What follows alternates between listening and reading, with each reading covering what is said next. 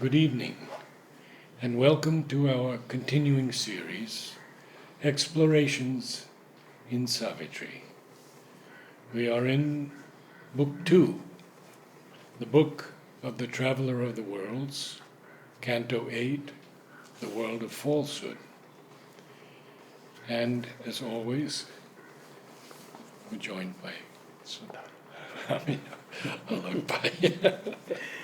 So we are at page 225 at the break. And we just read about the dangers that encounter in sadhak, an aspirant on this journey. So very often people have an idea of yoga as a very cushy life, as a very comfortable life. They don't realize what battles one has to fight within. Outwardly, it may not be visible. I remember once Arjav, James yes. Chadwick. Yes. He was a British and British, what a yes. lovely poet. And someone came and asked him, "What are you really doing in the ashram?" But the idea was, oh, nothing, just enjoying life, nothing much to do outwardly. And he said, what we are doing is far more difficult than what you can understand. Yeah. So what is it you are doing? He said, what if I said I am fighting with my ego? Will you understand it?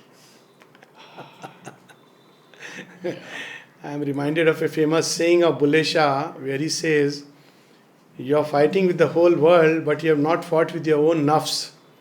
Nafs is the ego.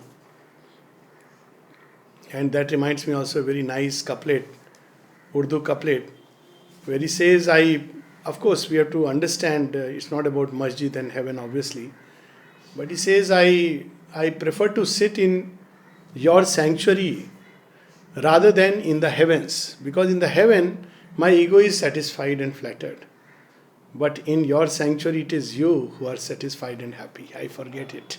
So, it's not easy to keep the ego and live near the divine, and I think that's the big challenge. And these forces are there to pick up the smallest of these movements, and they hit hard. They hit from everywhere. And Mother says, those near me, those who love me, they are the ones who are attacked. And to what levels it can go. So the need for vigilance. One of the things that saves, which Mother has said particularly with regard to these forces of darkness, he says humility. And sincerity. Sincerity. Sincerity, of course, is tremendous. But sincerity is not so easy for human beings, at least an integral sincerity. But humility is easy. Relatively easy. In humility, he says, before the divine. How much ever experiences we may have, we must always know that we are nothing before that infinity. That saves. There is a shrub on the Aurobindo Road, and there are not many left. And it gets covered up with the red soil from the road, from the traffic. But it has a beautiful smell. And even when it's not in bloom, I have to go to it, because Mother named it Humility Before the Divine in the Physical Nature. Wow. So the road to new creation is paved with humility. Yes, sincerity, vigilance, they are all endurance, because these forces test you to the limits.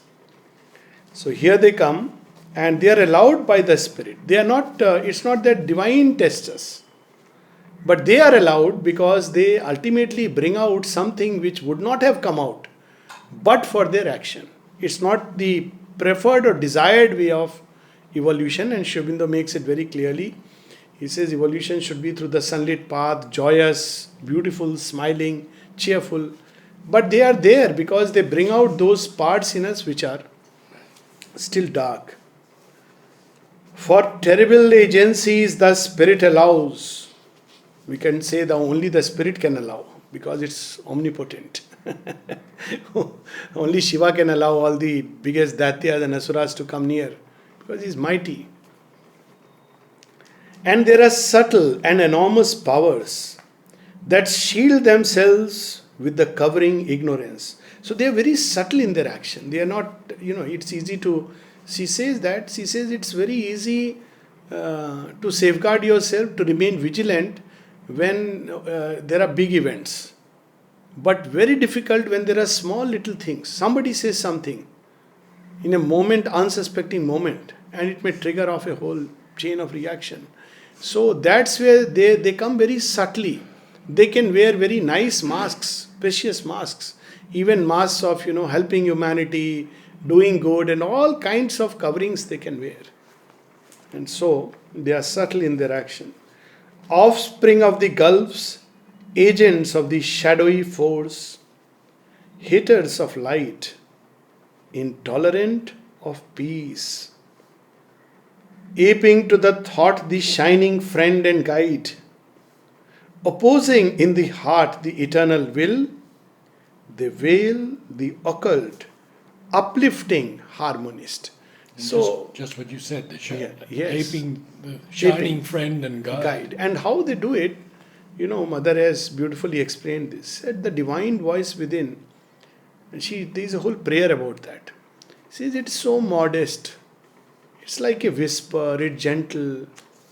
It will just give you a little indication and leave you free to follow it or not follow it. And that's what people experienced when they went to Mother. Uplifted, widened, set free to be themselves. And yet there was a gentle uplifting. But these forces will ape it and say, thou shalt not do this, otherwise thou shalt suffer in hell. This is typical of the devil. Typical of this darkness. It is like booming voice, as if this is how God gives a command. God doesn't give a command like that. He is so gentle, so sweet. Look at the line, occult, uplifting, harmonist. Yeah. Because he does it in a beautiful way, in a harmonious way. Yes. Violent methods are not her way. His wisdom's oracles are made our bonds. That is how all great truths become dogma. So Mother says that what I have said, don't turn it into a rigid dogma. And people have a tendency, even when she wrote cling to truth. So people turned it into a dogma. And then she says, everybody is asking me, my truth versus his truth. And she says, what can I do? I only wrote cling to truth, and then he laughs. She says they make it into a rigid dogma. And then there is a whole conversation on that. And then she says everybody has his own fad which he believes to be truth. And it becomes a very convenient truth for his opinions. Mother has said that. And it went on to that, children, they must sleep at 9 o'clock. Mother has said so. So in her name, people were frightening everyone. And then she had to say, and at the end they will come and tell me, Mother, see, Aurobindo has said, truth and falsehood cannot remain together in the same place. And then she would laugh. She is so vast and sweet and infinite, limitless, grace, abundance. So anything that she has said, oracles, wisdom's oracles, are turned into bonds. And how it is turned into bonds, we'll see a few lines below. The doors of God they have locked with keys of creed. Dogmas. That's how. Keys of creed. And shut out by the law his tireless grace. How beautifully she says, if you believe that God will uplift you every moment, He will uplift you every moment. 1,000 times He will come and uplift you, because it's a tireless grace. It doesn't judge us. Some of her writings, she says, the Divine Mother never condemns, never judges. If she were to do it, we'll collapse. There is a letter somebody writes to Sri Aurobindo, why have you kept this person still in the ashram? And Sri Aurobindo says, we are not a judge deciding things in a court of justice. If we had to act like this, probably very few will remain, and that is also doubtful. Yes. And then he goes on to say something very beautiful. However much X may go wrong, still we have to encourage him, to lift him up and put him back on the trail of light. This is the grace. And she speaks about these censors, these adverse forces, which will always point out. First they will point out to the wrong in others. Then they will point out to the wrong within you and dishearten you. And what they forget, Mother says, originally they were instruments of sincerity, but they have fallen. So now they have become instruments of darkness. That means they put everybody into despair. But then she says, and what they forget and what really makes them adverse is that they forget grace. They forget grace. They don't know that, if It's not on human effort that things depend. They actually depend on grace. Effort is needed to help us open to the grace.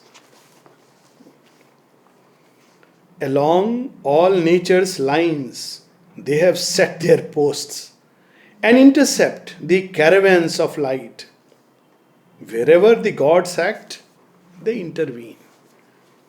Once someone asked Sri Aurobindo that why even in ashram we have all kinds of people. He said, oh, you don't know, it's an ancient knowledge. As old as the Vedas, that wherever a yagna is going on, there even the Rakshasas and Asur come. They are impelled by the will for power. He also said, I don't think saints would like it here. Yes.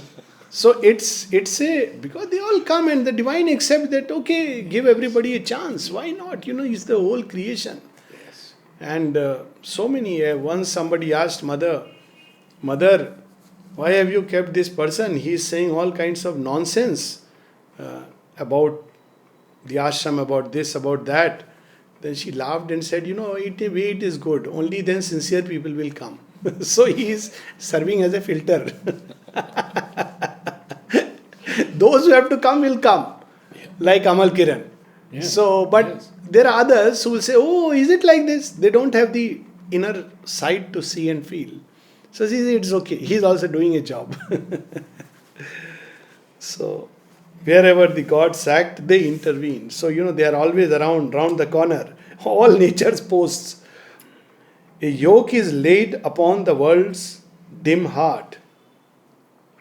Masked are its beats from the supernal bliss, and the closed peripheries of brilliant mind block the fine entries of celestial fire. Look at it. Closed peripheries of brilliant mind. A mind shut in its own brilliance. A high intellectual, but close to the light. Because he believes only in ifs and buts and either and or. Nolini told me it was an ivory tower and one could not proceed further. Yes, the mind, particularly a brilliant mind. Yes, She has said that, the hearts, which is easy for the heart to open. yes. Once even Sri Aurobindo remarked when he was asked that why people don't progress so fast here. So he said, of course the yoga is difficult here. Then at the same time he said one reason is that there is little bhakti, very little bhakti. And then he adds, after all, a modern ashram, I suppose. He is a modern guru. He accepted. Because all the intellectual difficulties of the race, people with all kinds of doubts, they had to come. Because that was the representation of the age. And many felt that there was no bhakti in the ashram. He had to say, that's true. He had to say that bhakti is premier here. Yes, people, even now, they make the yoga appear as a philosophy, a dry philosophy, which is purely in the intellectual mind, whereas Sri Aurobindo stresses on surrender, love is the crowning movement, true bhakti. Of course, this is not a yoga of bhakti alone, No. but it has such a central role to play. Surrender is the key word of this yoga. Exactly. Always the dark adventurers seem to win. Nature they fill with evils institutes. What are these evils institutes? Not happy things to read. Turn into defeats the victories of truth. Proclaim as falsehoods the eternal laws. And load the dice of doom with wizard lies. All these things about heaven and hell. Wizard lies. Whoever invented these stories and made a big money out of, from there started all these pandits who will take some money and, clear your path to heaven, who will propitiate for the bad deeds you have done and things. The whole thing is, No different in the US. everywhere it has its own style, everywhere. Yes, exactly. If you go far back times, it is not there, but it's a more rather recent invention. If we go into, like I have to often tell people that, look, don't say that this is Indian, this is much more recent. It's a distortion of something profound. Even things like fasting, and many institutions that came up. For instance, widow, somebody had to make widow remarried, but it was not like that in ancient times. The world's shrines they have occupied, usurped its thrones, and this is a very sad experience. I remember during internship going to Kali Ghat, because it's Sri Ramakrishna used to go there and pray. So I was very moved to go there, but it was a very sad experience to see, people, gundas literally, suddenly will stop you and give me money, I'll allow you to go. And in Kali shrine, can you beat it? And we were, of course, 3 medical students, and we also got into Kali mood. We said, you just get away from here. But just imagine it's there. And it's a very powerful place when you actually come close. But they are there all around. Every shrine. Mother had her experiences. Yes, many experiences. You see, the first thing, one of the things which I liked about the ashram is that, you can just walk up to the shrine in a very unassuming way. Otherwise, you have to pay money, you have to do this, you have to do that. The priest will come and there are ritual pujas, this, that. Nothing. And it's so unassuming. You go there, just leave your chappals. That much is, though, she allowed some people to even carry the chappals when they had issues. So leave the chappal, just go there, and between you and the divine. And wonderful. Everyone is permitted. Everyone is permitted. So this idea of a priest intervening, that's where the falsehood starts. And then rules and regulations, and one after another. So all the world shrines, we have to be so vigilant and so cautious. In scorn of the dwindling chances of the gods, they claim creation as their conquered fief estate, because they are the ones who first went into creation. So they say that we have a right. That's how the Asura rules, because he is the one who comes first and does the hard and dirty work. It's also true. So he has to furrow the soil. So all the hard work, you see, when matter had to be, life had to be awakened, it's asleep.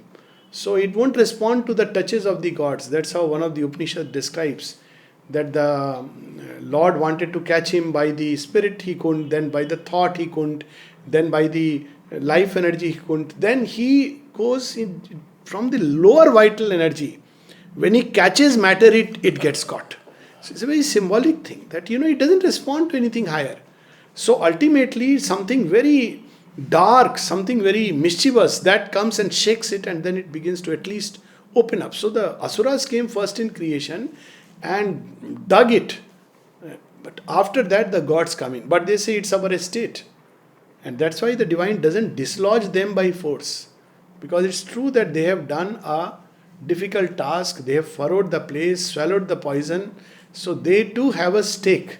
They are also stakeholders. But they must prepare themselves and be converted into the nature of the gods to get the cup of immortality. And Mother says, they are my children. They are my also. children. And that's why we have the legend of Amrit Manthan, where, both must come together to churn the ocean for the nectar of immortality. Both you need.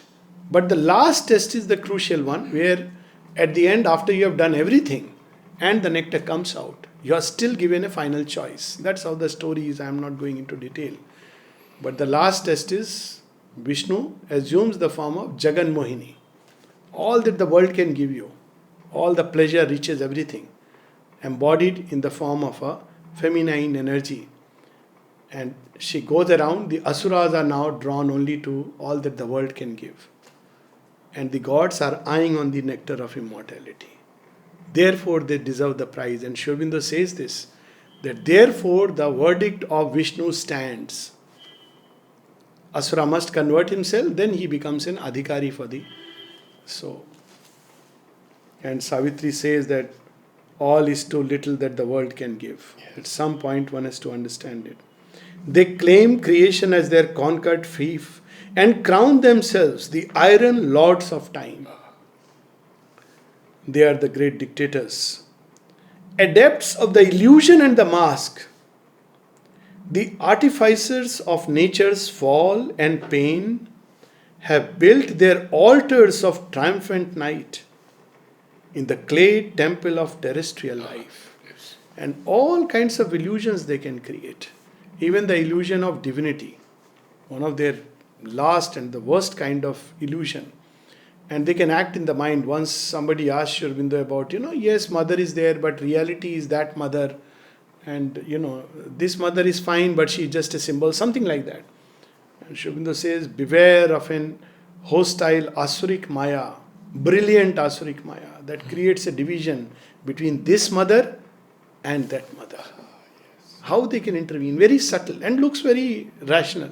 Yes, ultimately the world mother, it's nothing new. But this mother, incarnate mother, the individual mother who holds within her the two of her own vaster ways of existence, she is the one who is the bridge. The world mother is the universal mother. She has been playing with creation since, eternity, and anybody can approach her. But for transformation, the incarnate divine. So, how illusion can come in. Yes. There was another one who had gone all the way when there was separation, this India-Pakistan. He went to Pakistan. And he said, no, I have finished whatever integral yoga was there. Now I have to go further. So, illusion, all kinds of illusions they can create in the mind and in the heart. In the vacant precincts of the sacred fire, in front of the reredos in the mystic rite. So these are, if I am not mistaken, in where the mystic rite is being performed, they are the backdrop. Nice, lovely backdrops. Prohibited to the masses. Prohibited to the mass. So you can't see, what is behind. No. What is hidden behind? The velamen. So velamen also comes here. Yes. Facing the dim velamen none can pierce. Intones his solemn hymn the mitred priest, invoking their dreadful presence in his breast, attributing to them the awful name. He chants these syllables of the magic text and summons the unseen communion's act. While twixt the incense and the muttered prayer, all the fierce bale with which the world is racked is mixed in the foaming chalice of man's heart and poured to them like sacramental wine. Wow. So though there is prayer, though there is the ritual, though there is the worship, but the heart is full of filth, full of hatred, jealousies, invoking. I know someone who was invoking Kali to fall upon somebody else and ended up having a very serious problem. And then when I came to know about it, I said, obviously it is very dangerous, because if Kali comes, first she will come to the person who has invoked. And what is her action? To destroy whatever is false. Who can be pure enough to, call Kali? Ramakrishna could do it. But otherwise, everybody else will be broken by her and cast aside. So whenever I read these things, often I see, Kali, and, even recently something was going on WhatsApp, and, Aurobindo has written in a different sense. Kali's love is as great as a wrath. Yes, it's very profound, but, we should ask for compassion and love and grace. What we can stand before, if, she were to manifest. Or we should be ready that first we should say, Mother, take my ego as a sacrifice. So I told this person, if you want to come out with this problem, offer yourself now as the sacrificial object. I said, you live in this consciousness that you are the sacrifice at the altar of Kali. Then leave it to her. She may save you or you may be finished. He survived a most dangerous illness, malignancy. Doctor said written off. They gave him a couple of months. He survived. It's a true story which, 2 years back I have seen, witnessed. It just came spontaneously. I said, you have invoked Kali to harm somebody, but now what you do is, you offer yourself as the sacrifice. Then it's up to her. She may save you or she may break you. You can't tell Kali what she should do. She listens to nobody, not even the gods. That's why Sri Aurobindo says, liberate us from these gods, O Kali. None can tame her force. Once he decides to intervene, she decides. So these priests often, there are people who do harm. Sri Aurobindo, that fakir who said, I'll get stones thrown. Yes, yes. There are all kinds of these beings in this world, forces. But tell the rest of the story about the fakir, because We it's know he so could- beautiful. Of course, somebody who is surrendered to divine, nothing can harm. Yeah.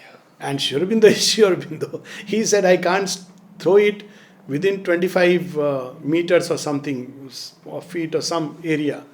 But I need, even for the rest, I need somebody who can be like a medium. Yeah. So they planted a young cook who had come in place of somebody else, Vatal. Yes, yes. And through him, he was a medium, planted. So through him, wherever he went, the stone started materializing. And it became a big thing, and finally the magic fell back, to cut the long story short. And this man fell mortally ill Mortally ill, on the deathbed. Then his wife came running to Mother, Amma, pleading. he's dying. So mother went to the Lord, he's dying. So Sri Aurobindo says, what? Dying for a few stones? He need not die. Nothing, that's enough. He recovered. Dying for a few stones. See, Lord's compassion. But these are the people who do this. So some of these asuras, they are very religious. Sri Aurobindo says that. They religiously will visit the temple. They will catch both their ears with both the hands. Twice, thrice they will sit up and down. You can spot them. Every day, morning to evening, we will commit all that we should not in our heart and thought. Then we will go and do twice, thrice. It is not invoking grace, it is just fooling God.